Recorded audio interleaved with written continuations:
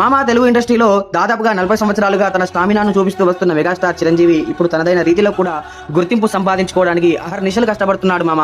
అయితే ఇక ప్రస్తుతం విశ్వంబర సినిమాలో కూడా తనదైన రీతిలో గుర్తింపు సంపాదించే ప్రయత్నంలో ఉన్నట్టుగా తెలుస్తుంది. ఒకసారి ఆయన సినిమాకి కమిట్ అయ్యాడు అంటే ఆ సినిమా కోసం ఎంతటి ఎఫర్ట్ అయినా పెట్టడంలో చిరంజీవి ముందుంటాడని చెప్పవచ్చు. అయితే అందుకే మెగాస్టార్ అని పేరు వచ్చింది. ఆ విధంగా ఎదిగాడు అంటూ ఆయనని గురించి చాలా గొప్పలు చెప్తూ ఉంటారు. మరి ఇలాంటి సందర్భంలోనే మెగాస్టార్ చిరంజీవి చేసినటువంటి సినిమాలు కూడా వరుస విజయాలను సాధిస్తూ వచ్చాయి.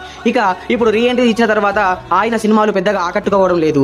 ఖైదీ 150, వాల్తేరు వీరయ్య సినిమాలు మినహా ఏ సినిమాలు కూడా భారీ సక్సెస్ లను సాధించలేదు. ఇప్పుడు విశ్వంబర మాత్రం రీఎంట్రీలో ఆయన ఘనమైన సక్సెస్ సాధించబోతున్నట్లుగా తెలుస్తుంది. అయితే ఇక మొత్తానికైతే ఈ సినిమాతో పెను ప్రపంచాన్ని సృష్టించడానికి మెగాస్టార్ చిరంజీవి చాలా వరకు కసరత్తులు చేస్తూ ముందుకు సాగుతున్నట్లుగా తెలుస్తుంది మామ.